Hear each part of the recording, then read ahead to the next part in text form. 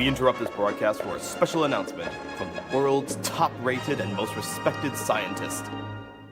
Hello, people of the world. Alright, so, okay, yeah, we've got, like, a super important thing going on here right now, and it's very important that all of you stay really calm because this is really, really cool. Like, you have no idea what, like, I've been studying these things for, like, days now, and I finally figured out how they work, and it's, like, so cool. Like, it's gonna blow your people's minds. It's like, oh my god, this is good. This is just it's gonna be so cool right now. All right. anyways, but before we go on, just a few important things to announce to everybody here. Okay, so just to let you know, the Dub Talk podcast has some speaking that may not be suitable for some younger audiences. So listener discretion is probably advised. Just probably a good idea. Oh, okay. Also, spoilers are going to be present because we're going to talk about a lot of anime, and we're probably going to spoil all of it. Just so you know, like, there's going to be spoilers all over the place. So if you're watching a show or you haven't finished the show and we start talking about it, just be on the lookout. We may spoil some things. We're sorry about that, but just so you know, there are going to be spoils in this. And lastly, we here at the Dub Talk podcast are totally cool with all aliens coming down from outer space and giving us untold parallel technology for us to use. So we just want to say right now, if you see a giant cube fall out of the sky and smash your airplane, it's all good, man. It's all good. They are just here to help us out here, so be sure to be nice to them. All right, let's get this show on the road.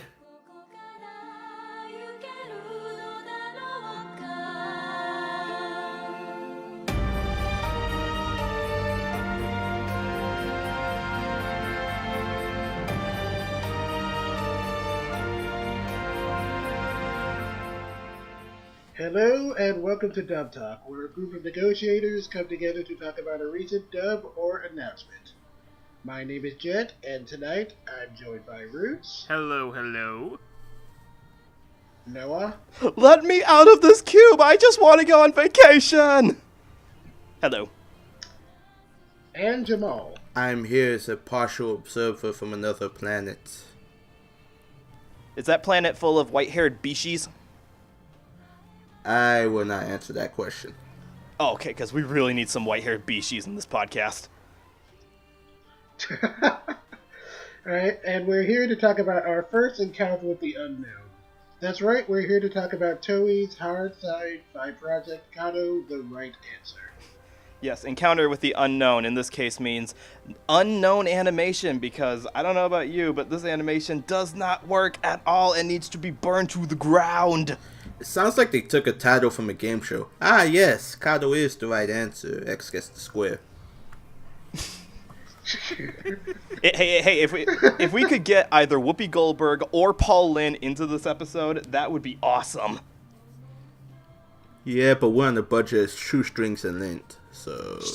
Dang it. Wait, We're gonna have to settle hold for on. I got some tubbins. A little bit of belly lint here.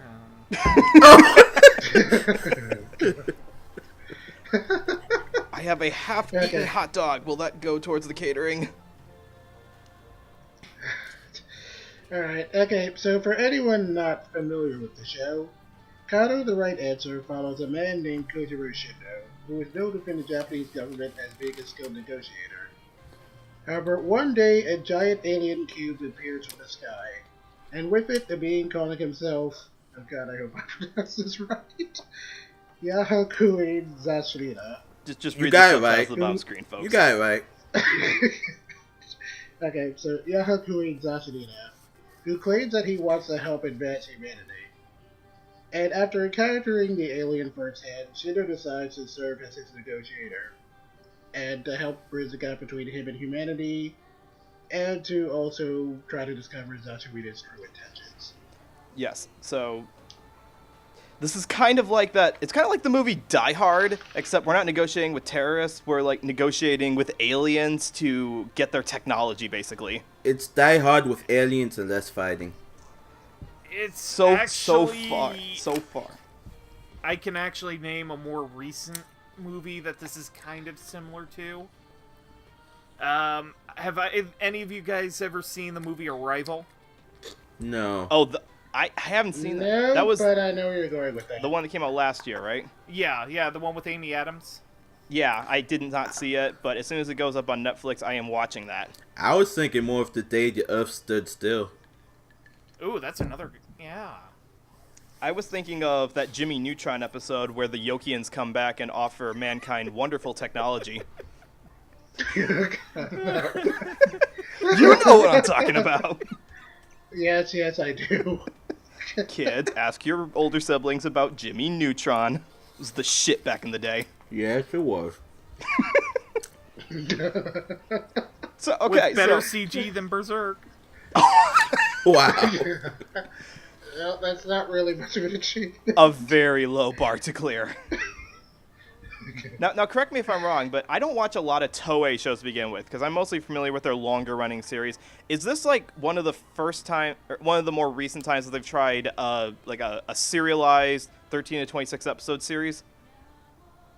It's not the first time they've done this, No. but it's kind of very rare they do. Right. Like the last time I could like really kind of note they did that was Kyuso Giga, and that was like 3 or 4 years ago now. Okay, so they're already swimming in that One Piece money. They don't need to make a show like this. And technically, you could count Tiger Mask Double as something similar, even though that's like 39 episodes. I'd still count it. Yeah, I guess you could count it. I mean, it is a late night show. If it's in the double digits and not the triple digits, I think we can count it. Okay, yeah, then there we go. Yeah. Okay, so Funimation decided to pick up this show. Good on them. Should we guess who got the reins on this one? Okay, so first we're going to talk about our AD, our director, and scriptwriter. So, who wants to go first with their predictions? Or should I go? Well, did everyone make predictions on this one? I happen to have some. Alright. I have a confession to make. I made no predictions because I wasn't sure if I wanted to be in this episode. Okay, that's reasonable. Okay, that's fair enough. I mean, it's not a big deal. My mind is blown! Okay, so do you want me to start and then Noah? Sure. And Yeah, then sure, go ahead. Okay. So to start off, I basically took a similar mindset to Aka. Is this show similar to Aka? Well, Aka was also a politics thing, so I guess kinda. Oh, okay. So basically, I basically had the same director and writing team for him. Christopher Bevins is director, J. Michael Tatum is writer. Interesting. Now, you guys all recommended that everyone should watch Aka, right? Yes. Yeah, Aka is good stuff. Okay, Very good stuff. There's a short list of shows that I need to watch. Okay, interesting, Roots, that you listed Chris Bevins, because I also put Chris Bevins as the director. For the writer, though, I guessed Jamie Markey, and there's a key reason. You thought Aka as a similar show this was to. I thought this was a little similar to Terror in Resonance.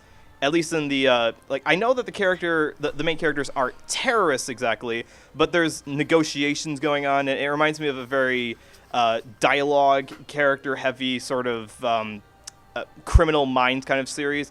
And so I thought the team that did Terror in Resonance so well would be good at directing this as well. I also kind of went the Aka route for this one, and I also said Christopher Bevins because he did a really good job on that show. And for the script writer, I said Jared Hedges. I said him specifically because he handled Psychopaths, and that was kind of a hard sci-fi show, so I figured he would probably be a good match for this. Right. It's a very dialogue-heavy... This one's a dialogue-heavy show, so... Yeah, I think we all agree that Chris Bevins does those kind of very heavy, talky shows very well. Yeah, and, very, very heavy in detail, and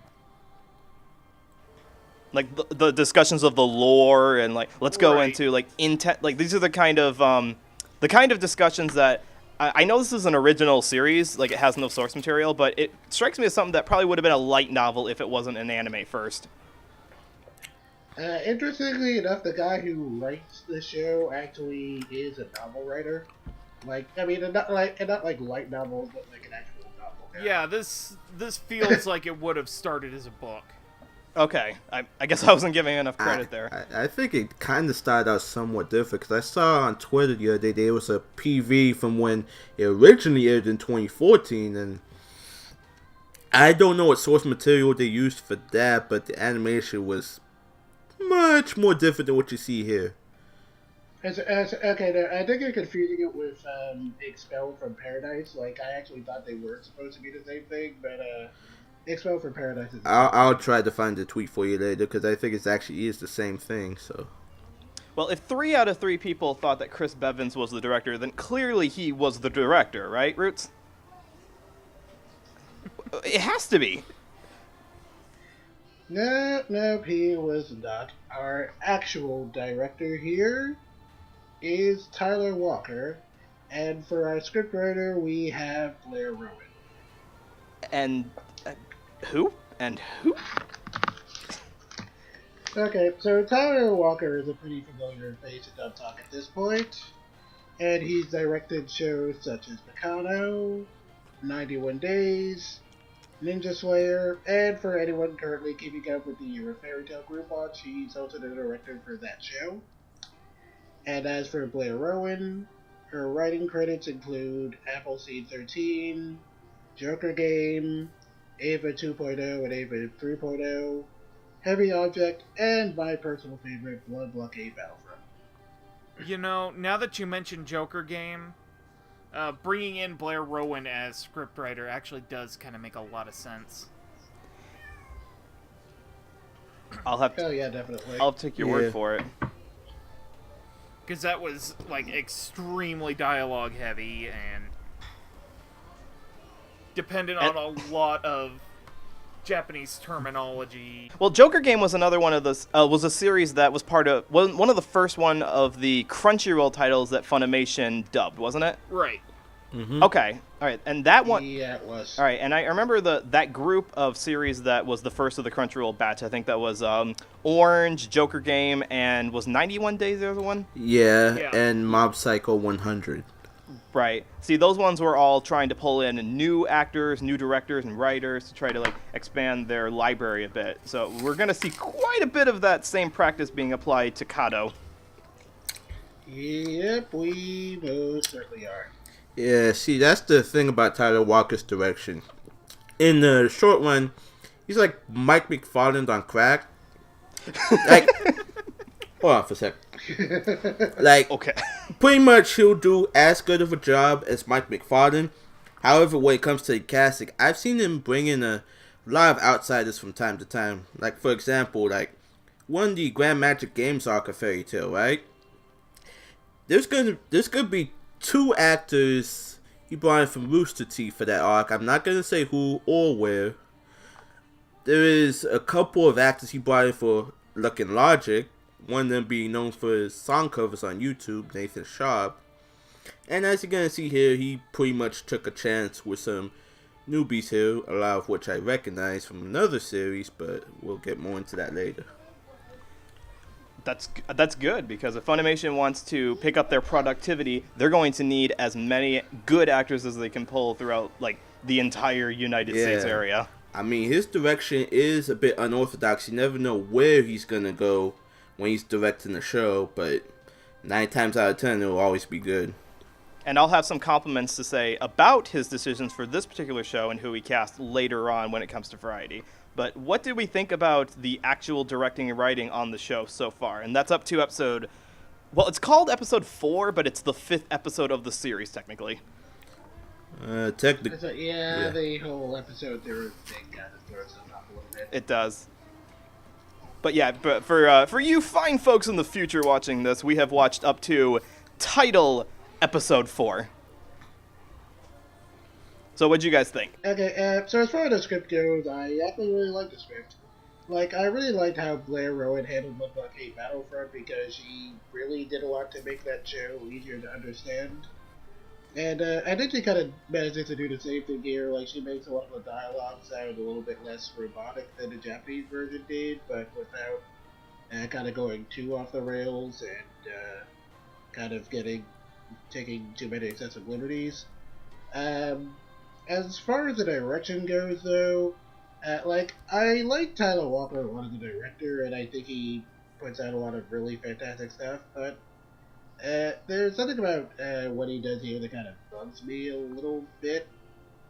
It's kind of hard to say exactly what my problem is with the direction here, but it kind of sounds like a mid-2000s stuff to me, if that makes sense at all.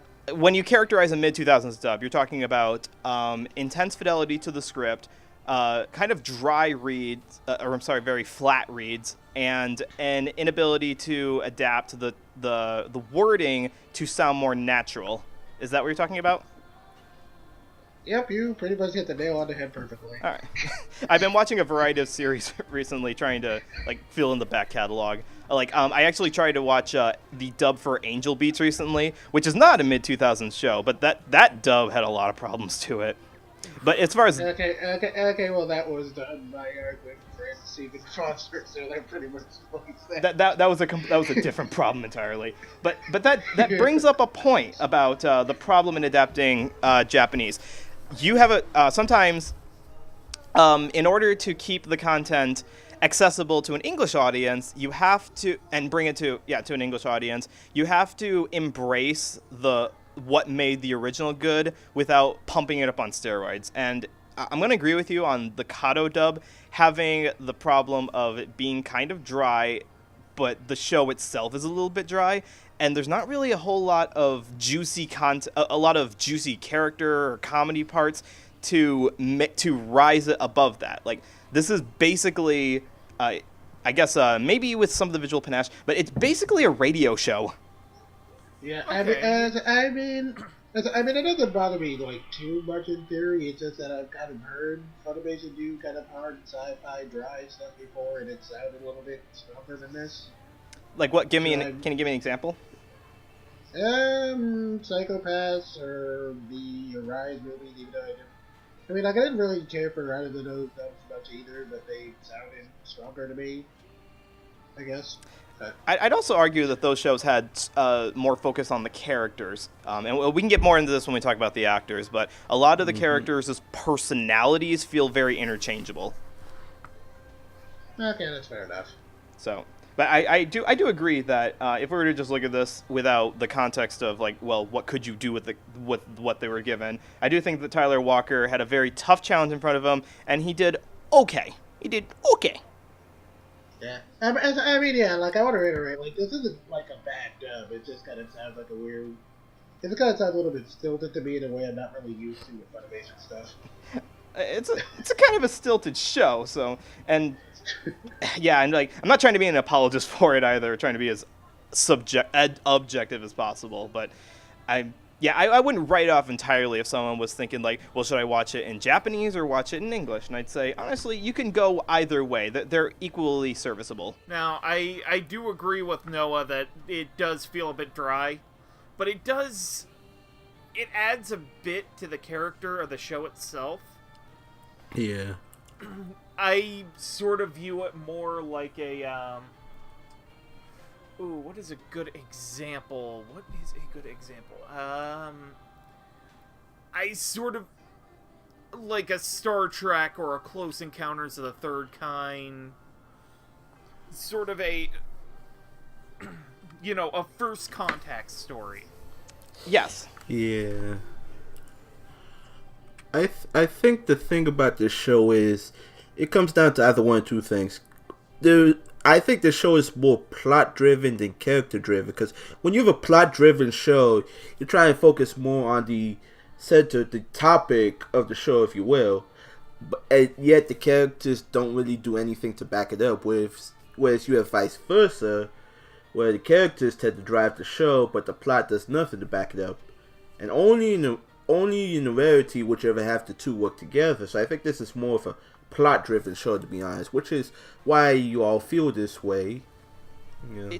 It definitely is. There was a very obvious attempt to make this a realistic kind of show. Like, what would happen if this happened in the real world? We wouldn't have magical girls flying in with superpowers. We wouldn't have idols singing at it to ease the pain of the giant cube. We would have bureaucrats. We would have stuffy old guys in suits and ties talking with the alien and trying to come up with a solution for the entire planet.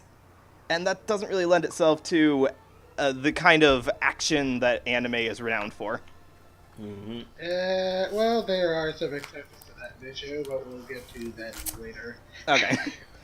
All right. So what do we think overall? I mean, like I said, I'm kind of a little bit weirded out by the direction here, but I mean, it's totally serviceable. Like, it's not a bad dub. This one, I'm kind of a little bit weirded out by, and I really like the script. It's good, but strangely dry. And I know I bring that word up quite a bit, but it does... Dry is not a bad thing. No. It's like But you're at the it's wine very- tasting, you know? It's Yes. a very specific thing. It is. And at the very least, if you're on the fence about if you should watch it in sub or dub, still go for the dub so that you can give your eyes a little bit of a rest, because there's a lot of on-screen text. And maybe you're used to that, but if you're someone who kind of like wants to process it all, the dub will do just fine. Right, and not only is there a lot of text, there's a lot of stuff going on in the background as well. Are we just talking about the crazy CGI on the cube, or are we talking about the bureaucracy going on? Yes. You can say both, honestly. Okay. Yeah. Like, I'll give him credit right now. I'm gonna harp on the CGI throughout this whole podcast, but the animation on that cube, that is some nice stuff. Like, who is the director for Gatchaman Crowds, who's got that crazy multicolored style that he likes? He also directed Suritama and what's his name? I'd have to look it up, but I don't have it on my hand right now. Oh, I'm sorry. Okay, well, you people out there, if you've seen Gatchaman Crowds and you know that style, that's basically the cube, the KADO in the show throughout the entire thing, and it's very fun to look at. It is very nice, and it is very visually pleasing. It is the fanciest paperweight in existence. I can't believe this is a Toei product. It doesn't feel like it, does it? No, it does not. You couldn't do a better job on Sailor Moon Crystal, yet you did a great job on this? What the hell, Toei? What the hell, man? We don't talk about Sailor Moon Crystal. They were just getting they were getting tired of making more Digimon movies, and they're like, you know what? We need to do a smart show. Wait. You're saying... Hey. Don't insult the Digimon fanboys. You got three of them in this room right now. So let's get into the characters. Alright, so first up, we have Shuhei Asano, Ritsu Natsume, and Takumi Geto. Okay, so Asano and Natsume are two of Shido's co-workers who kind of help him with his negotiations at work. While Geto is a news reporter who is one of the first people to encounter and investigate KADO. So, did anyone have any kinds of predictions for either of these three? I didn't have any for Gano, but I did for Asano and Natsume. Now, we should preface by saying that, or at least for myself, a lot of the guesses were from some of the higher echelon, or the more popular Funimation voice actors, because those are the ones that I know. And I don't know all of the newer talent, so that's kind of guiding the decisions. For Asano, I had Micah Solisad. No particular reason, just that I've liked all the stuff he's done so far, and I didn't have him anywhere else in the cast list, so I put him down there. And this cast member is sort of like a 20 to 30-year-old business person, and Micah has never disappointed me, so I thought, let's give him something different from anything I've heard him do before. And then when it came for Natsume, she's got this stern but lovable business personality to her, and it instantly reminded me of Hawkeye from Full Metal Alchemist, which of course means that I cast Colin Clinkenbeard. And I didn't have anyone for Gono. No decisions on that one. Okay, so for Asano, I had basically, for similar reasons as Noah, I figured this would be a show that would bring in some of the higher level, or the more experienced, I should say, talent at Funimation. There are no small actors, only... No, there's no small... What's the role? Only no small parts, only small actresses. Wasn't there like a joke around Funimation that if someone came into the recording studio and the microphone was like really low, they'd be like, "Hey, was Sarah Wiedenheft just in here?" Yeah, same thing with Kristen McGuire. That's right. Okay. Okay. But they're not small. They're fun-sized, and we love them very much. Yes, we do. All right. So for so for Asano, I had Eric Vale mainly. I wasn't sure how big of a role he'd have, so put someone in there that could do bit parts as well as a bigger role if it called for it. Natsume was Terry Doty because of a prediction for something else that I will probably be bringing up later in another episode. To be continued. And Geno started out a little complicated for me. I wasn't sure who to put in. But then I reverted to Yuri on Ice and predicted Sunny Straight. Because he's like the best newscaster in Yuri on Ice. You're not wrong. Wasn't he an announcer, though? Yeah, he and... who was the other guy? I want to say Clifford Chapin. I wanted to say Josh for some reason. I was like, no, he was on the ice. That's okay, but as for who we actually have in these roles, for Asano, we have Clay Wheeler.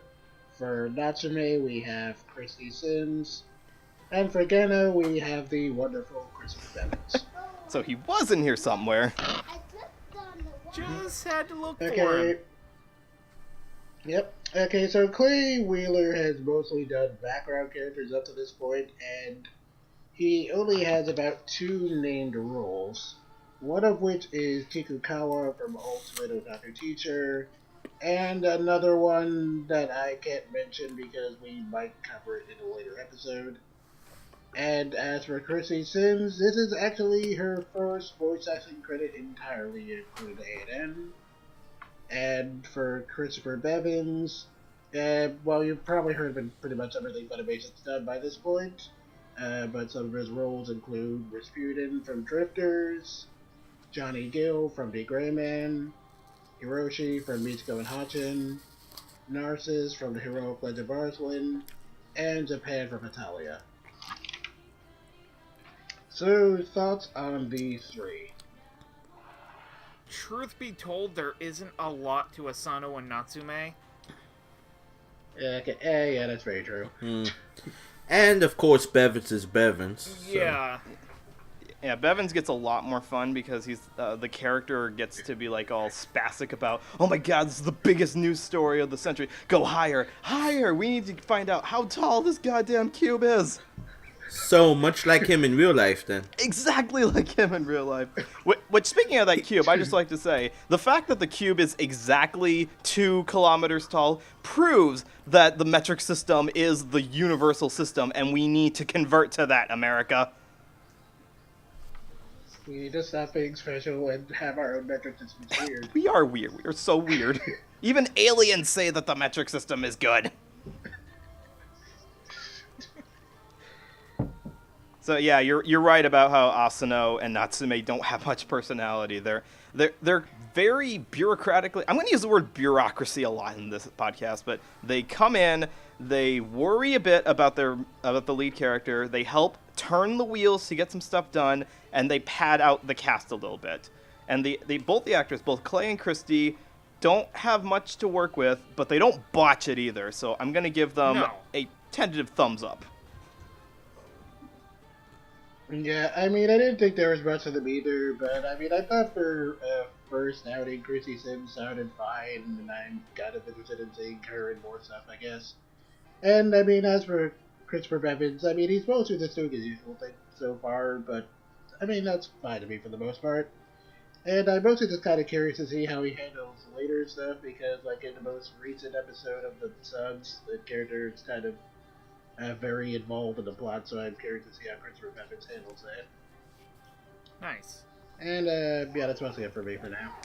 It's necessary for them to have a large amount of characters, because if it becomes an international conflict, so we're going to need a lot of international characters. So it's kind of nice that we have a couple of more local characters to kind of keep us grounded to where the main story is taking place at, even if they don't have personality traits beyond what their job title is. Yeah. Yeah. I'm imagining that this correct me if I'm wrong, but this particular show was made for like a late night, more like mature adult kind of audience, wasn't it? Like, I don't think it's midnight. Presumably so. I don't think it's the beyond midnight crowd, but No. It's like late evening. It's like... Yeah, it's like 10 at night or something like that. Okay, that's good. That's like if I had to... It's like Tiger and Bunny time. Okay. Or if we had like to think of like an American equivalent, it would be like Boston Legal, or I don't know what the equivalent of this kind of show would be in America. The show just before the 11 o'clock news. Thank you. There we go. Yeah, Sure.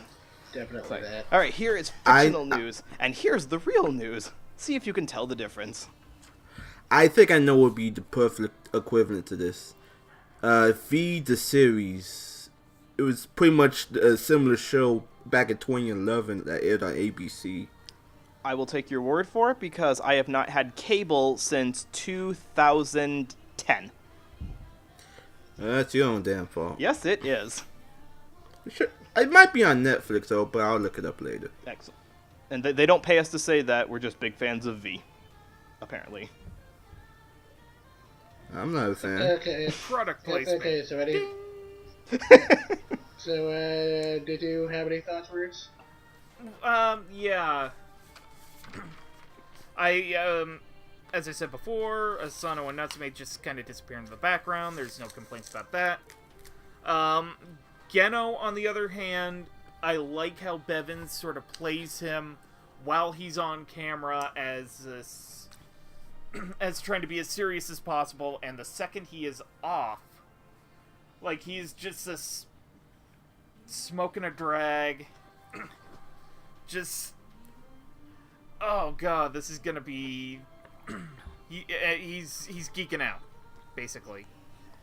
I didn't really notice much of a difference between his on-camera self and his off-camera self. It's more during the negotiation process, where he sort of calms down. Okay. Like, he was like, it was kind of like... When he's climbing up the cube, yeah, he is seriously geeking out, but... Yeah, that's true. And it's a good thing, too, because that's all of the whole audience is thinking at this point, what is this thing like? What is it made of? How big is it? So it's good that we had an insert character who was also like, holy crap, this is going to change the history books. And I think the standout moment for him is, I believe, episode 3, where he's basically complaining about how much security has to go through his bags and all that every time he has to go into the airport. It just feels kind of real. Yeah. Yeah, that felt pretty real. That may be a bit of a detriment to the show and how real it is. Like, for the sake of entertainment, maybe there are like some parts that may have wanted to like edit out a little bit, or maybe spice up a little bit just to make it less like, well, this is what would happen if aliens really came to America. Like, if I had to think of another show that it kind of reminded me of, again, I'll go to say Gatchaman Crowd Season 2, where you had an alien show up, and they didn't go like, well, let's go through the bureaucracy of what happens if a tiny red alien child comes to the Earth. Let's put them on television shows, and let's make them the governor of all of Japan, and let's assimilate into one socialist economy.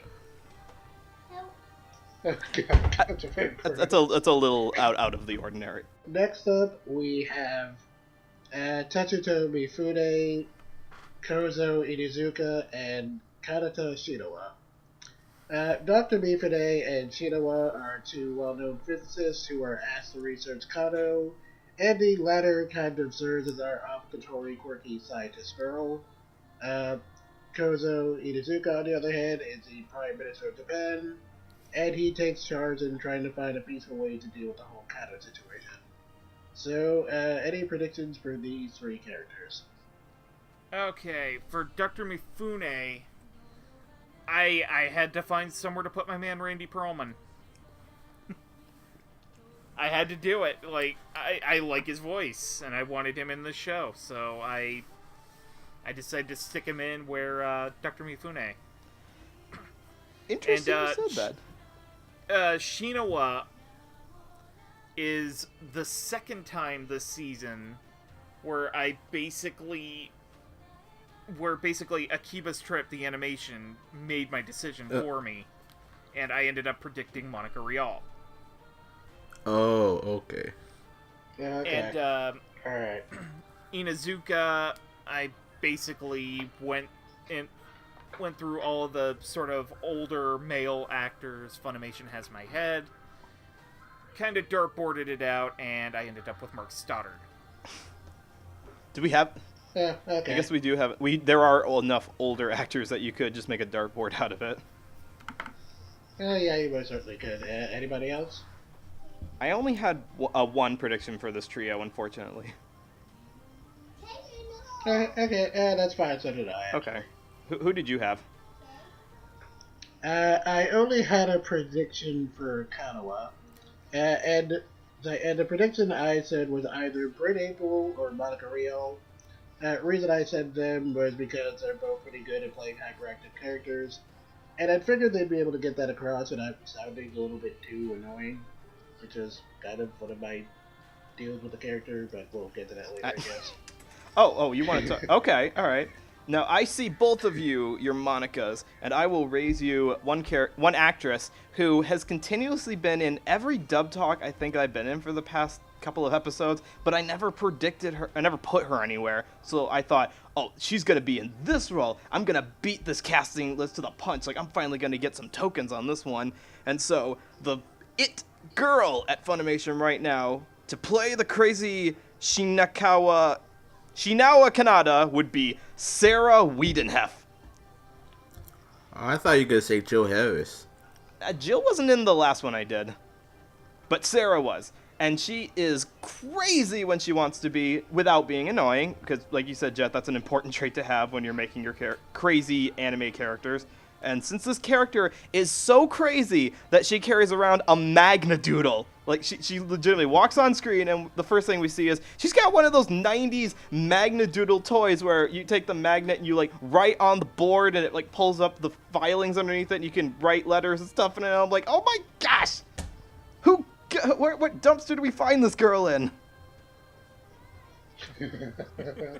Wow. She is also best girl. They typically are. Yeah. Okay, so did you have any predictions, words? I we just went went over through. yours already. No, the other No roots. problem. Okay, Jamal? Yes. Did you have any predictions? I have none. I said that at the beginning. You had a nun? I'm sorry. None. Zero. Oh, I thought you put Whoopi Goldberg or something there. Okay, yeah, sorry about that, brain fart, I guess.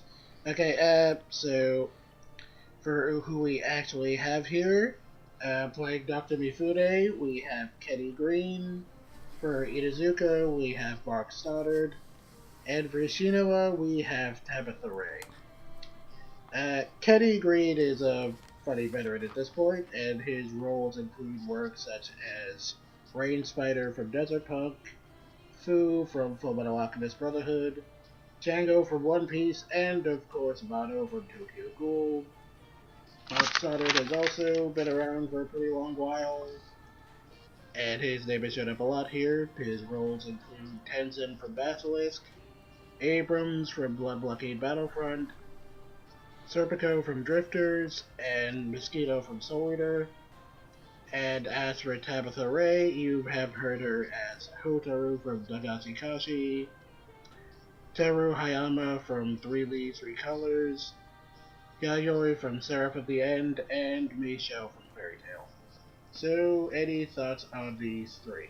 I'm so glad that you mentioned Dagashikashi for Tabitha Ray, because I have been waiting since the Dub Talk episode about Dagashikashi to say this. She was amazing in that role, and any of you haters out there who didn't like it at all can just go away. The cliff is right over there. Tabitha Ray was awesome in that, and she's pretty awesome in this one too.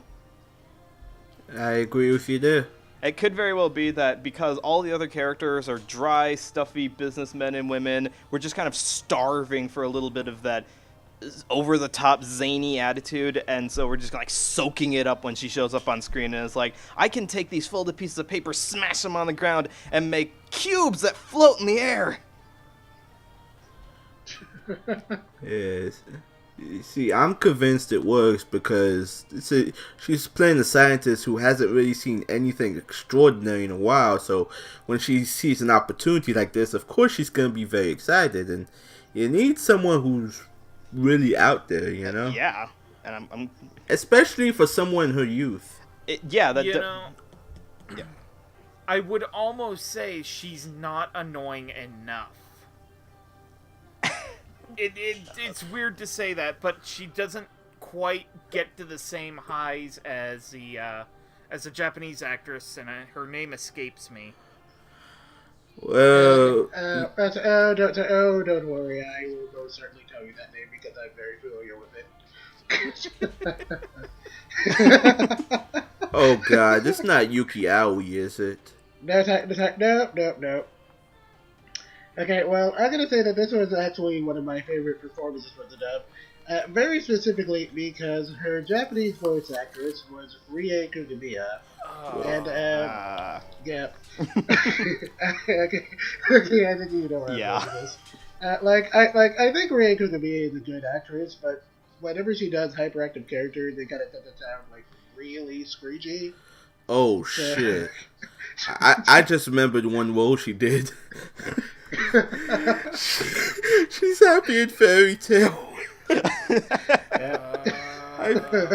Oh, you people in the chat, or you people listening right now, you should have just heard Megan's ranting the other day about Happy in Fairy Tail. Okay, well, as much as we'd love to hear that, we should probably keep going. All right. So yeah, consensus is on Tabitha Ray. Thank you for taking on this role. It was just what we needed. A bit of levity. I mean, I thought she... And you know... I mean, yeah... Oh, no. Go ahead. And I just want to say I thought she did a good job of getting the energy across without sounding a little bit too loud for her own good. I'm kind of mixed on Shuhei herself, though, because she kind of feels really out of place to me. Like, it almost kind of feels like she's there because the producers kind of realized, oh, yeah, we have to market this show. They're kind of like, oh, yeah, we need a talker to watch this show. So, I don't know. You know. I think the thing about the show is, is the content is reactive. You kind of need somebody proactive just to break it up a little bit. Yeah, and that's where reasonable. Shino comes in.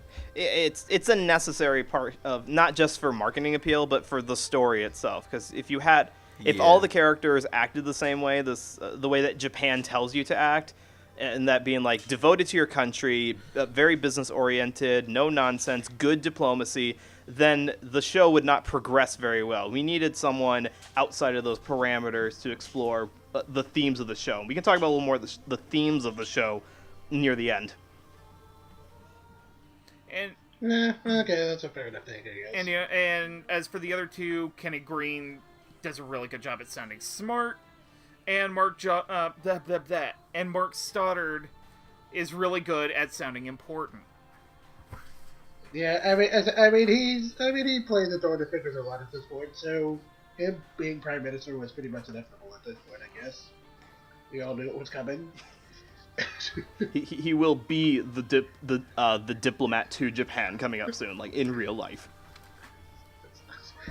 That would honestly not surprise me.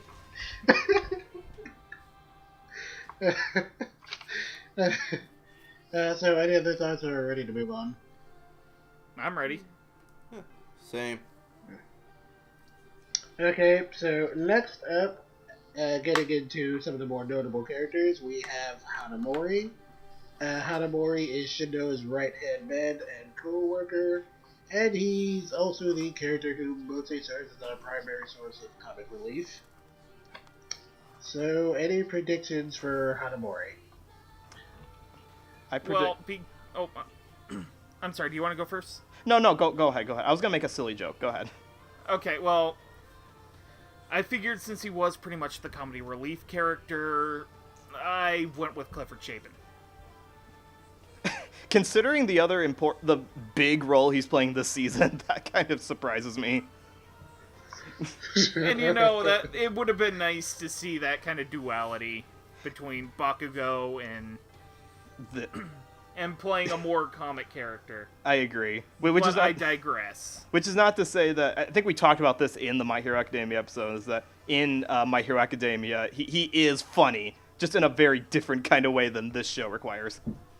Right. In a sense, you're actually on the right track, Roots. I'll explain when we get to it. Okay, as for me, I said either Justin Brider or Micah Solison, because I think both can kind of do, like, the whitey comic relief character pretty well, and I didn't really have them anywhere else in this show, so... I took a little bit of a different route in that you guys were thinking comedic relief characters. I was thinking more of the put-upon everyman character, and there was a couple of Funimation voice actors who do that pretty normally. Like, the Japanese voice for this character is like the archetype that you hear a lot, and I thought, well, okay, we need to mix it up a little bit, so I decided to put an unorthodox voice that I've heard in a recent dub, and that was Aaron Dismuke, who played Yu in Fuka and had a very distinct high school voice. And I know this character, Hanamori, isn't in high school, but he's still got a very similar everyman with a spunk to his voice. So I thought, yeah, Aaron's got an interesting enough timbre that I would like to hear him be this character. Okay. Yeah, honestly, I kind of see that. I think God would have worked out pretty well. Well, of course, Aaron's awesome at everything. Yes, he is. As is Christopher Chapin. Yep. Anyway, as for who we actually have here, so we actually have Kyle Itinski. I probably said that wrong, too, but yep, there we go. What would you do without me? Thank you, Jamal. We will be lost in the desert without water. How can I live without you? Anyway, what other roles has he done, Jet? Well, he is also a pretty new face, and his only other known roles include Honey from Nanbaka, and yet another show that I can't talk about in case we cover it. Yeah, when your when your full list of roles you've done can be counted on two hands, we consider that to be fresh-faced in the voice acting industry. Especially when we got to bleepity bleep bleep bleep out a couple of them because they're from the same season. So, Yeah. Being fresh-faced, he must have sucked in this role, right? No, definitely not. I thought it was a pretty solid performance for what he was given to work with. I mean, he got the whole butt monkey thing across pretty well, and he didn't sound like too whiny, so I was pretty happy with it. I have one complaint, though. What's that? Just one, and that's episode 0 into 1, when the cube first lands. I thought his panicky voice was a little hokey. You know what? I get you there. Maybe the reason it didn't bug me personally so much is that that's also the scene where the animation switches from regular hand drawn to that crappy CG look, and I was too focused on that to really care too much about whether or not his acting was hokey or not. Okay, yeah. Now that you mention it, the 2D to 3D transitions are always kind of weird. Well, it's from the scene of them in the plane onward where the whole show is CGI, isn't it? No, it switches back and forth. Okay. Yeah. Oddly enough, it switches back and forth, but I'm like pretty sure episode 2 specifically was probably made like after most of the show was already done, and they just kind of figured we need something else around, and they made that. Probably. Like I don't like I'm pretty sure it wasn't made at the same time. It does feel like it was part of a different production. Yeah, because it kind of gives me a Knights of Sidonia vibe with the animation, but Slightly better, in my opinion, than Sidonia. It definitely been a Sidonia CG. I mean, Polygon got better with Algae, but yeah. But as for Kyle's performance, I thought he was good. Yeah. The only complaint I'll throw in is that I think he sounds a little too old for the character. Just because I know the character is supposed to be post collegiate age, and I kind of take it for granted that we actually have characters like that in anime, because a good chunk of the characters who sound like this are actually high school students. So maybe that's just my ears needing to adjust to the fact that, oh yeah, there are people who have graduated from college who exist in anime. Yeah, I kind of pictured him as like late 20s, early 30s, so it didn't bug me quite as much. Yeah. Yeah, he definitely struck Right. me. Probably like the same age that Kobayashi from his Kobayashi's Dragon Maid would be. no, see, I can see why you think his voice would be a bit hokey, because the only thing I've ever heard him in is as Honey in Nanbaka, and in that show he was pretty much a little bit foul-mouthed at times, but he was also a bit of a punching bag. So to go from that to being a collegiate level business negotiator, there does seem to be a bit of a dissonance, but I think, you're just trying to find the right stride to move him along. Well, no, I thought in general he sounded fine, but it was just that one scene when, the cube is starting to invade the plane, and he moves his hand, and it starts swirling around. Yeah. And he starts panicking. It just kind of sounds a little wooden to me. Yeah, his register is not there yet, so maybe for the home release it will be, but right now it's not.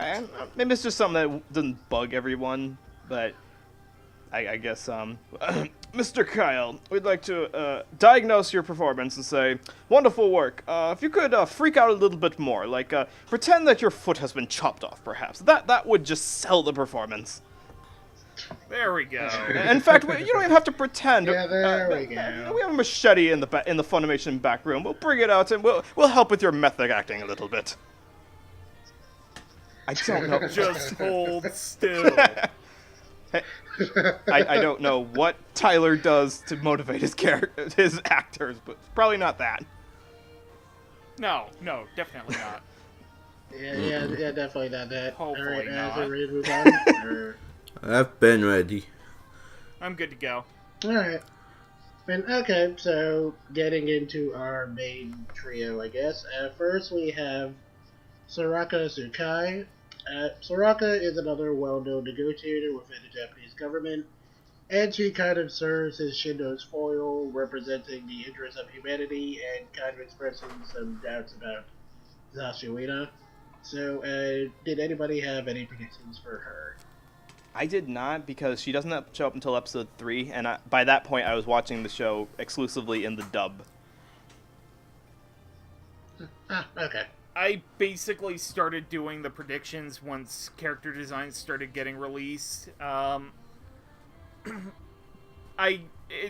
choice was an actress. I like her voice, but she's typically put in roles that it doesn't quite fit. So I kind of wanted to see her in a more adult woman role. So I put in Morgan Berry.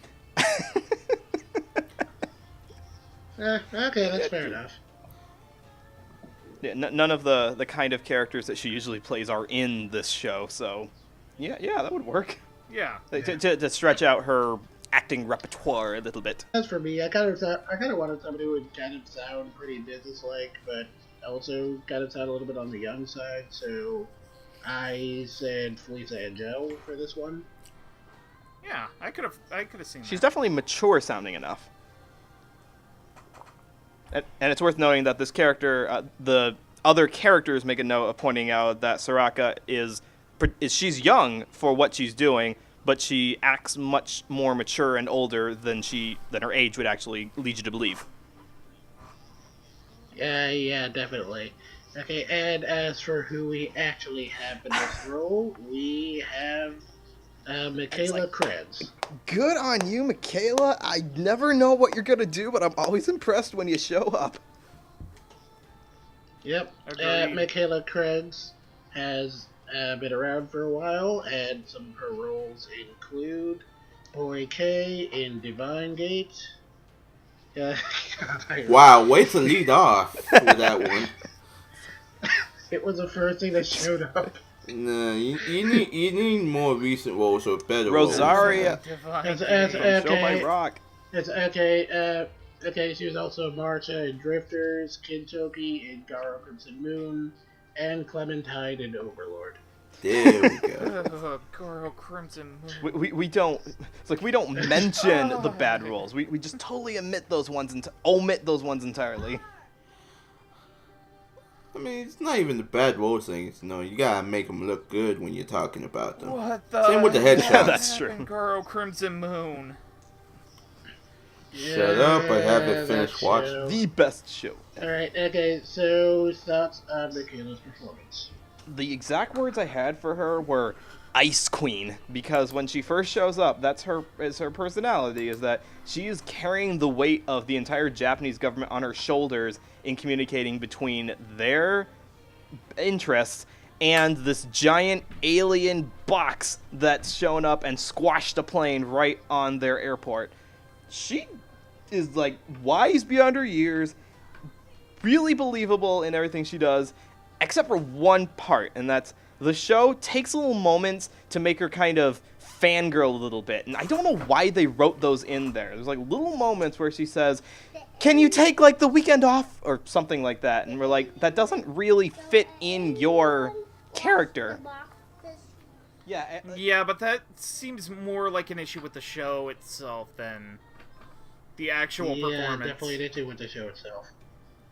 I do have to say, though, there are two kind of standout scenes for me with her performance. The first is kind of when you first meet her, when she's kind of sullen and defeated. Because, I guess whatever negotiations she was doing in the UN before she came back ended up going poorly. Is that revealed in one of the later episodes? No, it's as she's kind of introducing herself. Oh. That she kind of explains it. I missed that part. I'm sorry. And then the other is when she's in some sort of military car with Shindo, and he kind of points out that she kind of cracked up during negotiations, and she gets flustered. And I thought those were two particular scenes that she really shined. I don't really care for those parts, and the like you guys said, it's a problem with the show in itself, in that they're trying to write some levity into the situation, but why they had to come at the expense of Saraka herself instead of like any of the other dozens of characters, I don't know why. It doesn't sit right exactly. Yeah, I gotta agree with you there. It does feel a little bit weird. Yeah. Like, if you're going to write a show that, like we said, is trying to be realistic, like, what would happen if this happened in real life, and you can't, like, break that up with, like, little moments back into anime world. Like, we love anime world. We love to live in anime world. But if you're going to set a show in non-anime world, you can't jump back into it for one scene and jump back out again. Yeah, but you kind of have to have a tsundere in there for marketing purposes. Yep, yeah, definitely feels like a marketing thing. I mean, you eventually have to sell Blu-rays, so... Hey, as we've established, there True. was like an article going around where they said that Blu-ray sales alone are not, or Japanese Blu-ray sales alone are not the only thing driving success for anime these days. Well, yeah. Okay, I mean, this is true, but I mean, in the cases like this, kind of show. I'm not really sure how much. Like, do you really think that the market, like, people are going to be buying plushies or body pillows of the Office characters from this show? Like, no. The marketing or the merchandise from the show is people are going to buy like miniature versions of the cube and miniature versions of the balls. Like, what are those called? The wall or The WOM. WOM, yeah, they're gonna buy the WOM like as toys, or like they're gonna be the new fidget spinners, or the balls from Labyrinth, or something. Like they're gonna be toys, basically. That's where the marketing. Oh, those things are fun, by the way. Those crystal balls from Labyrinth. Yes. See now, imagine. I've got to try those out. Imagine those fun. crystal balls doing tricks with those, but instead they're like these multicolored glass marbles instead that just coincidentally also happen to contain endless energy for the world. Don't drop them. Exactly. Although apparently they can levitate, so maybe that wouldn't be a problem. Maybe not. Yeah, hopefully not. We were talking about Soraka here. I'm sorry. Sorry. Yeah. So as for me, like, I thought her performance was fine, but I also kind of thought she sounded a little bit too young for the character to me. Like, I kind of want the character to sound just a little bit more like an adult, I guess. And, like, as for the character herself, I'm also kind of a little bit mixed on her. Like, mostly because, like, even where I'm at in the subs, they still haven't, like, really clearly defined what exactly her place is supposed to be. I mean, they just kind of started expressing her viewpoint in a more serious way, so I'm kind of taking a really wait-and-see approach with Mikayla Craig and the character herself, and I'm probably not going to have a really solid answer on that until the show actually ends. Okay, that's fair. And considering that, yeah, she's not really, like, we don't know much about her personality either, so it's like, the little bits of information we have to work with to figure out what she's supposed to be like isn't quite enough. I only got up as far as episode 2, so I only saw a brief glimpse of her, but it's Mikayla Craig, so I'm just gonna give her the benefit of the doubt. That's a good mentality. It's Mikayla Craig. I haven't heard it yet, but I'm gonna give her gold stars. I'm not gonna give her gold stars. I'm just gonna say probably gonna be good. I mean, every role she steps into fits her like a glove. She makes it fit like a glove somehow. Now, from any of the other roles that you guys have heard her in, does this sound like anything else that Mikayla has done before? Because it doesn't sound like anything that I've heard her do before. It's been a while since I've heard her, so I probably Okay. won't tell you. Same for me. All right. My own personal preference is like Rosio or Rosia. It's Rosio from Show by Rock, which is thank you. Rosia. Evil pop idol middle school cat girl is the closest comparison I have, and this character is as far from that as you can get. Oh, Hyoka from Shimonetta. She's the quiet one. Was she the artist in that one, or was she the one with the No, she's the scientist. But she's pretty much as quiet as her. So, like, she doesn't really have much of a personality to her. To be honest. I kind of got a better sense of the trope that she was supposed to be in Shimonetta than I did from this show. Like, I don't even know what the trope is supposed to be here, except from stern office lady. Okay then. Yeah, okay then. Alright. Okay, so moving on. Next we have Yaha-kui ZaShuNegro. Yes, Yaha-kui ZaShuNegro. It's like, it's weirdly spelled too. It's like, it's clearly supposed to be an alien, so they like, okay, we'll put a hyphen somewhere in the first word, and then we'll lowercase the first letter of the last name and uppercase the S in the middle of it. Yeah, literally every time I see that screen, I have no idea how to pronounce it. Well, Okay, you pronounced it correctly, so. Yeah, somehow. Okay, so anyway, ZaShuNegro is a being who hails from the Anisotrophic and decides to help mankind in advancing for reasons that are currently unknown. So did anyone have any predictions for this character? As did I. Okay, so who wants to go first? I say, Roots, you go first. Okay, well, you know, since this was predicted to be a Christopher Bevins dub, inevitably you kind of have to stick him in as an actor somewhere. And I chose Yaha-kui ZaShuNegro. Oh, really? This is where you put him? I can't picture that. I'm sorry. Yeah, that kind of feels a little bit too weird to me. Yeah, it's too nasal nice, for me. honestly. Well, I think he kind of does the monotone pretty well when he wants to. Like, what's another role he's on a monotone for? God, I can't even think of one. I guess in theory. Oh, okay. Sorry. Okay. I mean, that's fair enough, I guess. As for me, like, I kind of wanted the character to have a voice that would sound like otherworldly, I guess, and kind of have like, you know, like a lot of presence to it. So my picks were either Alex Organ or Josh Grell. Yeah, Josh Grell is voice acting Black Magic for a reason. Yep, and then Alex Organ, like, specifically because I was thinking, like, how he played Deku from Death Parade. I mean, and that kind of had, like, a sort of, like, otherworldly mystery to it, so I figured he'd be a good fit here. Yeah.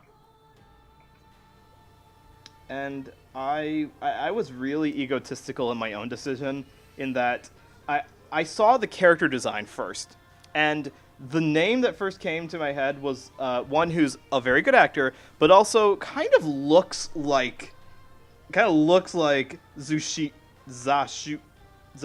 Alien. ZaShuNegro, thank you. Not only don't I speak Japanese, I also don't speak intergalactic. Sorry. But the character who he looked the most like to me was Damon Mills, who we all know is not only a really good actor, but is also a very versatile actor. And so, given that he has no limits on what he can or can't do with his voice, I thought, well, let's make him into a character who is out of this world as much as he is, and looks a little like him, too. Okay, that's reasonable. I kind of saw that coming. So. Yeah, so you could have bet money on that. No, I meant the looks department, okay. Not the voice. I knew you were going somewhere with that. Do you know any other really light-haired voice actors who are regulars at Funimation? Well, Kristen McGuire, but that's that would have been really different. Like, hey guys, we're gonna cast a different gender entirely, which they could have. Have you seen Eld Life? You know, no, I intentionally avoided that one. I said for review because I was a Reborn fan, and that show was not very good. It's what I heard early on. Yeah, okay, so anyway, as for who we actually have here, our Yaha-kui ZaShuNegro is actually Jason Lebrecht. Jason Lebrecht is another Funimation guy who has been around for a very long time, and some of his roles include Train Hartnett from Black Cat, Yato from Origami, the Millennium Earl from The Gray Man, Finion from Black Butler, and Akira Takizawa from Eden of the East. So, thoughts on Jason Lebrecht here? Dare we ask you, Noah? for all you listeners at home, I came into the Dub Talk Twitter chat earlier today after finding out that Jason voiced this character, and this was before I had actually heard his performance, and I think my exact wording was, is it bad that every time I hear that Jason Lebrecht is in a role, my initial thoughts are, oh no, not him! And solely because of the roles I've heard him in, which honestly have been quite a bit, I just have never liked his acting before. So I had a very low bar expectation of how he would pull off who is supposed to be the second most important character of the show. I'm sorry, Jason. I'm just not a fan. You may smite me down where I stand. I wanted to set that in because this is my favorite thing that Jason has ever done, because I really like this.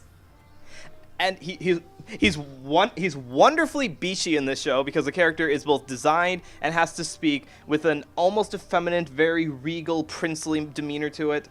And maybe it's just because Jason's overall performance, or I'm sorry, his usual acting always sounds a little off to me, that it kind of fits to cast him in a character who is himself a little off. This is a character who is basically Starfire from Teen Titans, in that he's just learning about the world, he's just learning customs and what's normal, and all of that makes his vocal delivery really off, like very inhuman.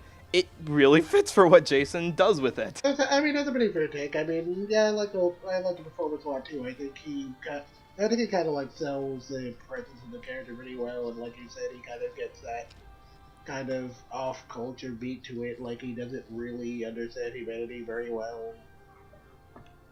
And I kind of like the whole disattached note he manages to bring to it. Like, it's very different from how I'm used to Jason LeBrecq sounding, because he's usually kind of a very emotional guy. So, so kind of hearing him go so like detached is. Yeah, and we ourselves don't know what this character's motivation is quite just yet. So that definitely helps in having an acting that is itself kind of out there. Okay, so Roots, Jamal, any thoughts, you guys? Yeah, I liked his performance. I figured it'd be the ideal choice because you need somebody that sounds a little superior and unexpected without actually seeming so. I mean, he provided enough rasp for the character. Like, I can understand why you would think Damon Mills would be good in this role, but I think at certain points might be a little too deep. So Jason was perfect choice. Are you telling me that Damon could not get to the low temper? Did you not watch Yuri on Ice? Yes, I watched Yuri on Ice. Are you telling me you did not buy the body pillows for Yuri on Ice?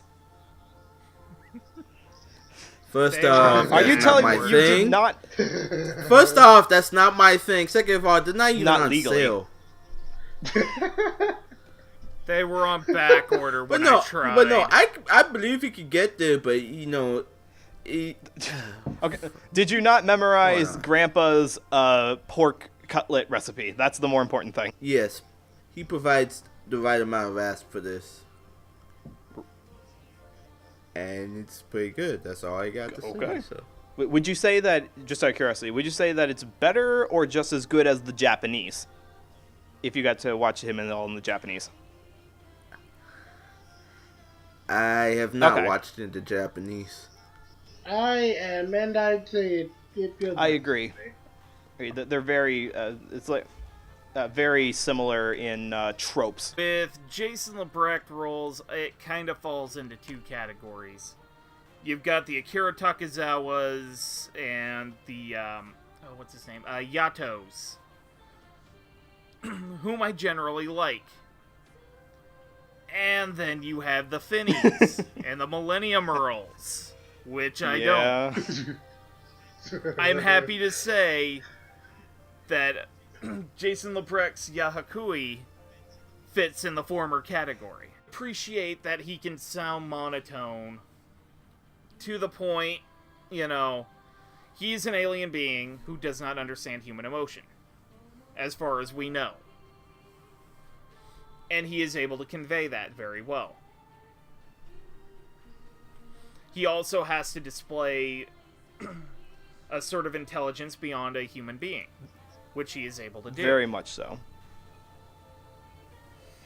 And like you said, Noah, he has to sound, superior, but he doesn't act like it. Which is really hard to do. I mean, well, for humans, you'd think it'd be hard to do, because if you know more than someone else, you're going to be tempted to become, in quotation marks, an expert and rub it in their face. Right, that's smug, and it doesn't show up here. Right. And that's something I appreciate. Yes. Go ahead.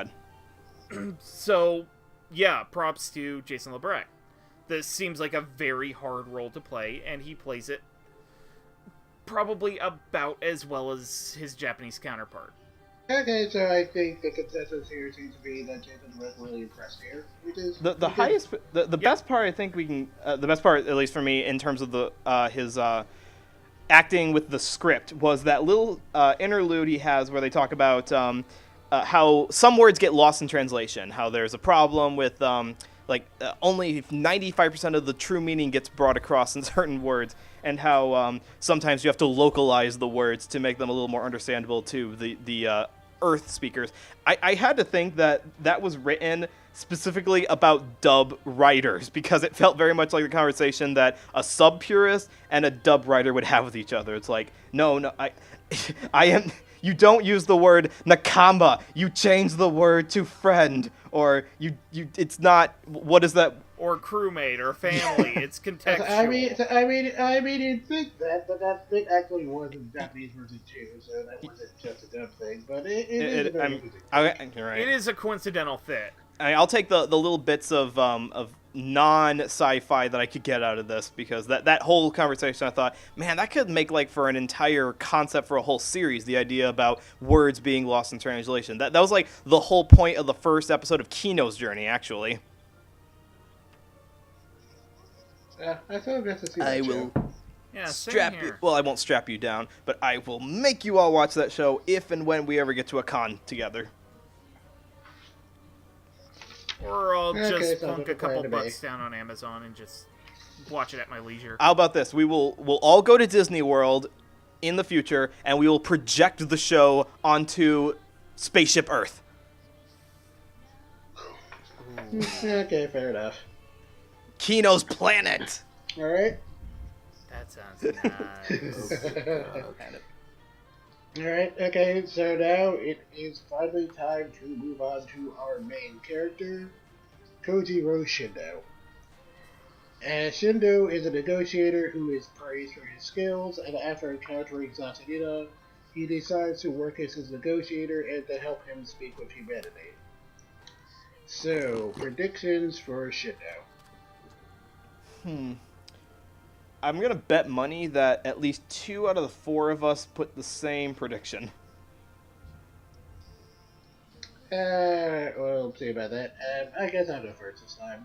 So, okay, so for me, I wanted someone who could kind of give off, like, a very specific businessman vibe, and who would kind of, like, sound a little bit like a workaholic. So I had 2 choices for this. I said either Mike McFarland or Robert McCollum. The reason I said Mike McFarland was kind of very specifically because of Amon and Tokyo Ghoul. Like, that was a kind of workaholic character, and Shindo looks almost exactly like Amon for some reason. And Robert McCollum was pretty much the same deal, except I was thinking more along the lines of Kokami from Psycho-Pass. So, anybody else? Well, Noah, looks like you're getting some money, because guess who I picked? I guess, is it rhyme with Bobbert McCollum? No, actually, Mike Oh, sorry. Mainly because he kind of has an air of confidence to himself. Not quite to the point of arrogance. And is able to play a calm and professional character very well. I get paid twice, actually, because guess who my prediction was, which was also one of Jet's predictions? It was Robert McCollum. Okay, so I get paid twice on that bet. Right. See, I don't think I've heard Mike McFarland in too many acting roles, actually. At least the ones that you guys mentioned I haven't seen yet. But for Robert McCollum, I love him when he does serious lead roles, and this was one that seemed like his natural timbre has personality and flavor to it, and I would have loved to have heard him talk about all this bureaucracy and all of this negotiating between factions, and man, isn't super metal like the coolest shit you've ever seen in your life? Like, I thought that would be a good thing a good thing to put Robert into. Yeah, definitely seems reasonable. Okay, and as for who we actually had in this role, the person actually playing Shindo is Ian Moore. Ian Moore is another relatively new face, and and some of his other roles include Olga Breakchild from Luck and Logic, Kojiro Kadakura from Samurai Warriors, and of course, Nero Vanetti from 91 Days. Okay, so thoughts on Ian Moore's performance? We have to be nice about this, right? I have some words too, so don't feel bad about it. Now, I don't know if you're going to criticize his particular acting, but much like most of the rest of the cast we talked about, there's not a lot of personality to this character to work with. Like, what's his home life like? If he was a flower, what kind of flower would he be? Does he like long walks on the beach? We don't know the answer to these things about almost any of these characters. The most we know about him is that he is a successful, serious business person who is shrewd enough to know that when you're about to shut down a metal plating plant, who are just on the verge of creating adamantium, you should probably invest a month into actually creating that metal. So Ian doesn't have a lot to work with aside from just talking about the very basics of Japanese society, and I would like to negotiate a pizza for every person on the plane. And it's like this very I'm not going to say uncharismatic, but unfun kind of lead role that lends itself to being criticized a lot if you're looking for fun. We're not looking for fun. We're looking for serious, confident. And we got that. We got dry, serious confidence from Ian. So I don't have anything to say against. I kind of gonna disagree with you on a character a little bit there. I think his character is kind of played very specifically. I mean, mostly in terms of like the aforementioned workaholic thing I mentioned earlier. Like this show kind of plays around with that a little bit more later, and it's kind of meant to be seen more as a quirk than like a very specific Japanese thing. I don't know if I exactly agree with that. Like, maybe you get more out of it by watching some of the subtleties, but like let's compare another business person from a recent show that came out, Miss Kobayashi's Dragon Maid. Kobayashi is also a business person, but we get a lot more about what her personality is like, not just through her work, but also through just her mannerisms, her speech pattern, just her facial expressions. That's another thing too, is that this show has almost no facial expressions to draw from. So we have to get all of what we glean from these characters in how they act and what their job title is. Yeah, okay, that's fair enough. Damn CGI. But, alright, I'm sorry. Okay, so did you have a problem with Ian's actual acting? I mean, okay, I know from a technical standpoint, his acting was like totally fine.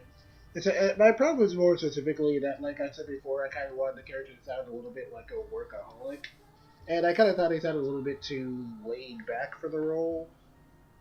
I mean, like when he's like doing like the actual negotiation stuff, he sounds fine. But when he's okay, I mean, I guess when he's like hanging around, he just kind of sounds a little bit too laid back, or how I thought the character should sound.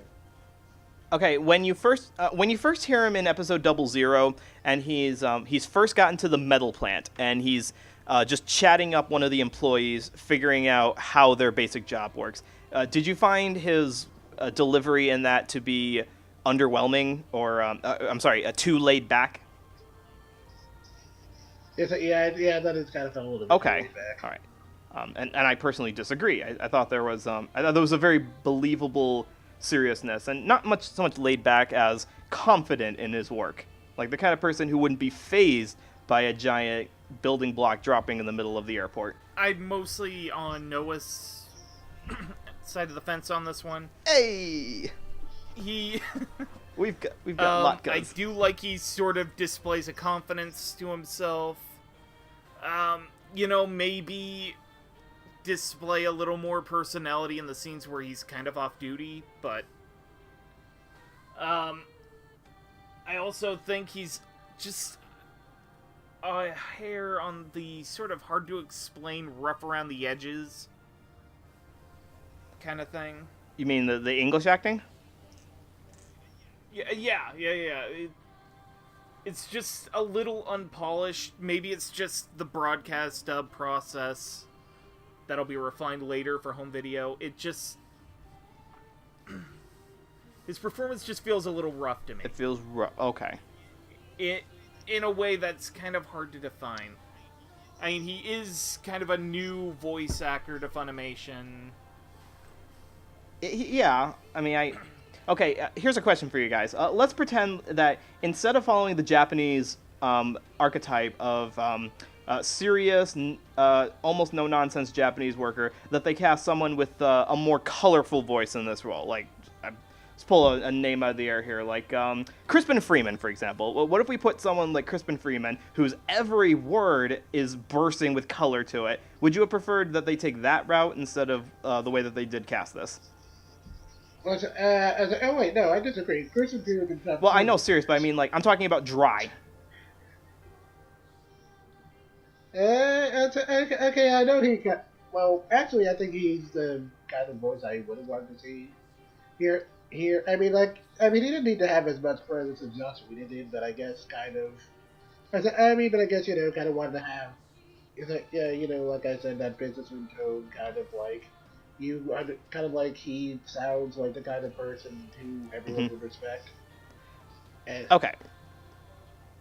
Alright, so I'm getting an idea that the audience expectation for whether or not they're going to like this character or not kind of stems from how much color they want in their business person. Okay, yeah, that's probably a fair take. Jamal, did you have any thoughts? Yeah, I agree that his performance wasn't really up to par, but I think, again, this is more of a plot-driven show, so his character would have been dry regardless, so given the direction he was given, I mean, you could have fit any actor in this role, to be honest. Yeah. You'd still have the same result.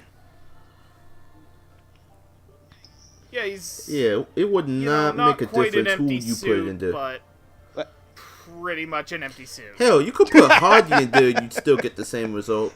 Dear Funimation, please take Hardy off of our hands and put him in a suit. he will work for goats and let's see what else we work for. Well, he's on a diet right now, so we'll work for copies of Final Fantasy. Yeah, there VII. you go. All the copies of Final Fantasy. Okay, he'll work with the. There we go. Wait, Funimation doesn't have a hand in Final Fantasy. That's not the point. They can get them. Oh, I'm sure. If there's a Final Fantasy anime, I'm sure that they... Well, actually, would they? Actually, no. They can get Final Fantasy VII buddy pillows from the Final Fantasy VII buddy pillow store. You're right, actually. Okay, in any case, I mean, Ian did a good job for what he was given. It's just, the character's dry, the direction was dry. He only had so much to work with. Yeah, it's hard for us to say, well, you could have done a better job because, like, I'm listening to performance and thinking, I don't know how I could have improved this or how I would have directed this differently. I don't have an answer for how to make this more engaging to other people because that's just what's written on the page. So all I can say is Ian did a good job with what he had. It's like you said. And it may just be the role itself that kind of has a little bit of a disconnect to it for me. I guess if we're saying anything from what I'm gathering from all of our predictions is that the writer for this had some cool ideas, understands world building, or at least how our world works pretty good, but could have taken the time to written in a few more character parts for the whole show, like a little bit here and there, just moments to indicate what these people are like if we're going to follow their journey throughout the whole show. And with what time is left in the show, hopefully they have a little bit to spare for character development. Yeah, okay, like I said, having watched some of the movies, it does kind of do that a little bit more later on. So they spent... Okay, because I'll admit, that first episode, I like the pacing of it and how they did introduce us to the characters and got us invested in something as mundane as, are we going to invent super metal or not? And I didn't know that was something I could care about. But we don't see much character personality beyond that, because about half the characters from that first episode don't show up past episode 00. Yeah. Which is a shame. It's like, what was Roots? I think one of the characters, or one of the actors who you wanted to have in this was who was that? It was Randy Perlman. Is that he does show up in the show? He shows up as the factory supervisor. Yeah. So he's in there, which made me happy because he doesn't get to play roles like that a lot. Yeah. So yeah, this. I thought him playing the dreary king, or not dreary. I'm sorry, the constantly bedridden king in Aka was kind of refreshing. All right. I will watch that as soon as I'm done watching Sekirei and Angel Beats and the Tatsumi Galaxy. Yeah, after I'm dead. Alright, okay, and with that, I guess it's time to move into final thoughts. So, what were your thoughts on the show itself so far? Someone else go first. Okay. I really like the fact that this was sort of I'm gonna use a term that's gonna sound insulting, but I don't mean it that way in any way, shape, Too or late. form. I'm calling the Southern Poverty Law Center Anti-Defamation League for your blasphemy. Either myself or somebody else in the show may have used this term at one point or another, but it's a training wheel dub. Ah. Yeah, I definitely don't disagree with that. And that is not, it's not insulting. in the slightest meant to be an insult. You do need shows to train newer actors into lead roles. And this is actually, the more I think about it, this is kind of the ideal show to train newer actors on. So not an action show, not a romance, not a shonen, not a moe, but a serious, hard novel sci-fi series? Yeah, it's sort of the world building, the characters kind of develop as they go kind of shows. Okay. Yeah, okay, I guess I could kind of agree with that. I mean, it was definitely less of a gamble because I don't know exactly how popular the show has been, but it's certainly, because all of the characters don't have enough personality to them, it was definitely the one where you could gamble on lesser experienced Funimation actors who would either do well with the limited content they had or not do so well but not waste anyone's time. Yeah, that's okay, fair. That's probably a pretty fair take. And I don't think any of us said that any of the actors we've listed so far wasted their time, because really, for what they were given, no one did a bad job. I would not send anyone back to redub their parts at all. Yeah, definitely. Yeah, I'd agree. Maybe punch up a line here and there. Just a little bit. You know what I would send back to have redone, though, is the frickin' animation, because, okay, Japan, I understand that you built an entire animation industry designed around mouth flaps and flashing movements without actually doing squash and stretch animation. That concept does not work when you translate into CGI, or else you're going to have these stiff puppet-looking models that don't look at all like human beings, and it's like bob back and forth. Like, have any of you motherfuckers seen the second season of Johnny Test, where they switch from hand-drawn to CGI entirely? That crap is exactly what this stuff reminds me of right now. There's no reason to, if you're going to do CGI, why it's got to be this stiff and unmoving right now. It's like, go back to Cal Arts 101, dang it.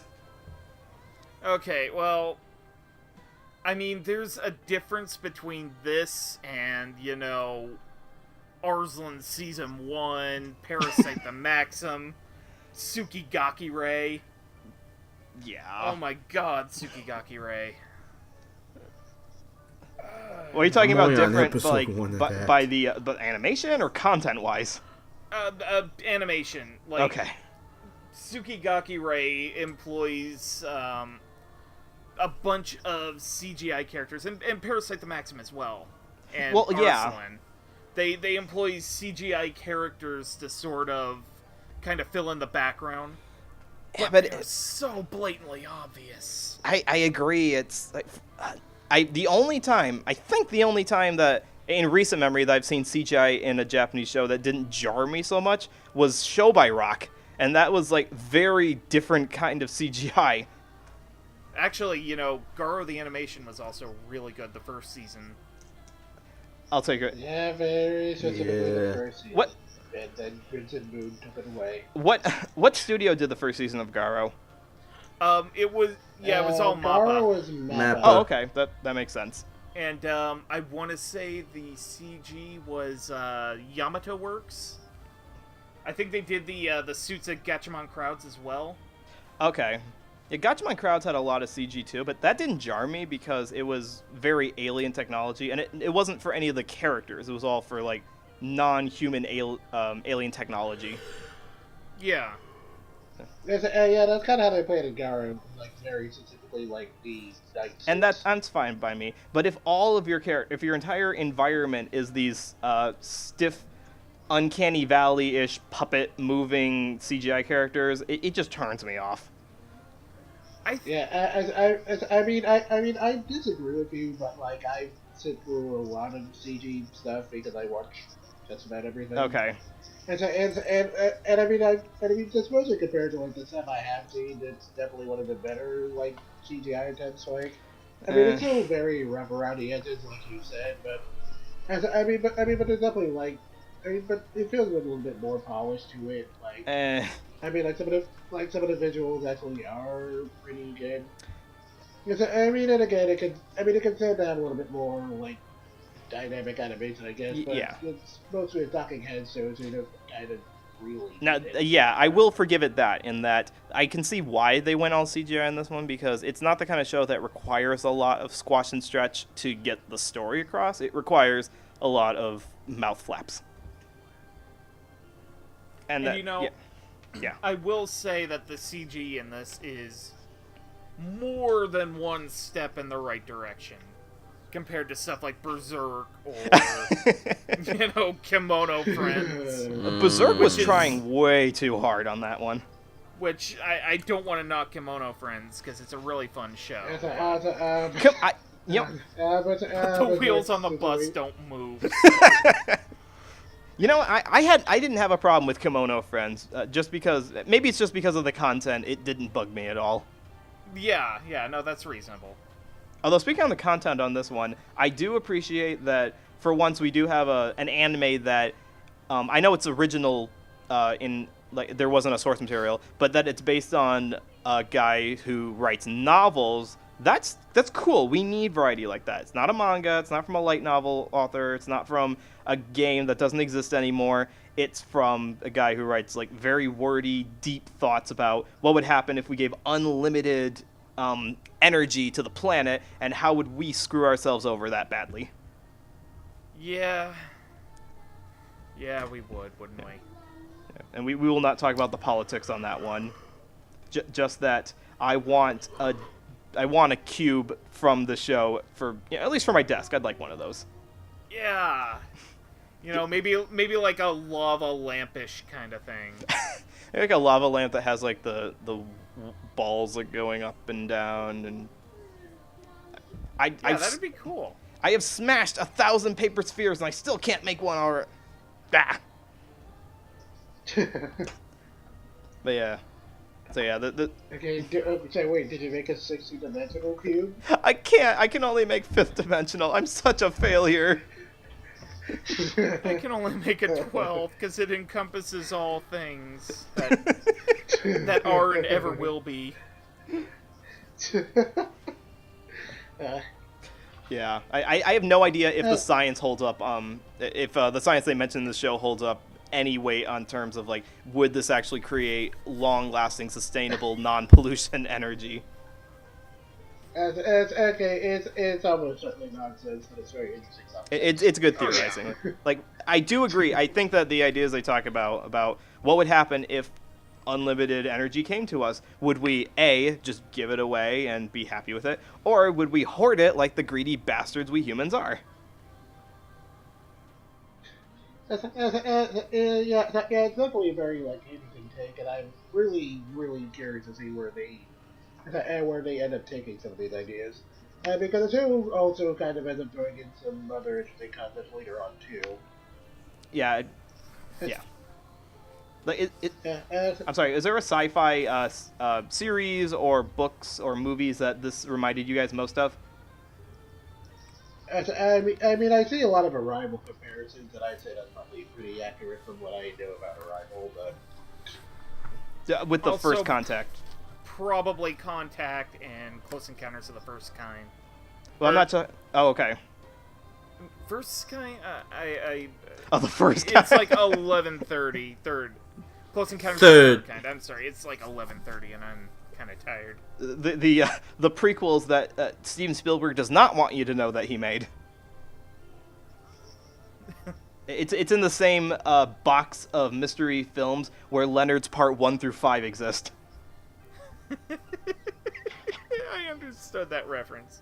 I mean, I like the concept. I'm curious too to see where it goes. Do you think that they will destroy themselves? Depends on how far they take it. I mean, would they destroy themselves mentally? Maybe. Would they destroy themselves physically? You maniacs! You blew it up! Oh, damn you all to hell! This is You're not right. This Planet, is Planet of the FD8. Cubes! The whole Part of me planet will actually- just turn into a cube.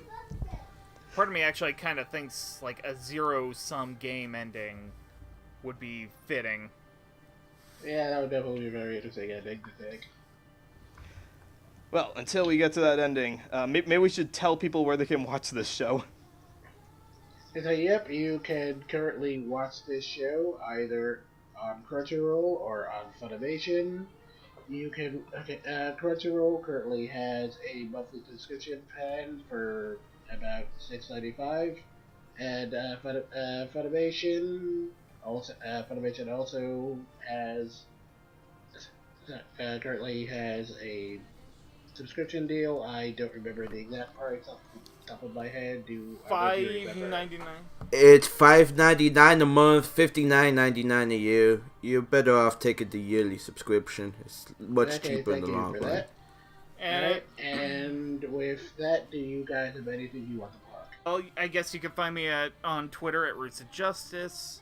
I repost pug pics, wear a nice comfy tinfoil hat. It's fun times. And I need to keep mentioning that blog that I'm gonna do something with eventually. Eventually. I'm coming from the gonna... future. I love your blog, Roots. I'm so glad that you updated it as soon as we ended this podcast. Knowing my luck, I probably will. As for me, you can also find me on Twitter at MyNega, or you can find me on my blog, Animation Infinity, or you can read my reviews on the Fandom Post, where I am currently reviewing Season 2 of My Hero Academia. And, you, Jamal? Yeah, you can find me on Twitter at Jamstar529. I'm assistant editor for this podcast. I can also be found on YouTube at Jamstar1. If not, you can find me either retweeting pictures of Kana or just goofing around with some voice actors, maybe celebrating their birthdays every once in a while. Okay, anyone else? And I have a Twitter handle, which is at NoahClue. And because I have two adorable children, one of them, Ruby, who was just born a week after we recorded this podcast, I have to post pictures of them every chance I get, inevitably turning myself into Mayhews from Full Metal Alchemist. But I'm not... What? So, Yes, does that mean but you're gonna I die will become the soon? most memorable part of this podcast. Okay, yeah, I'd say that's a pretty fair trade. That's not unreasonable.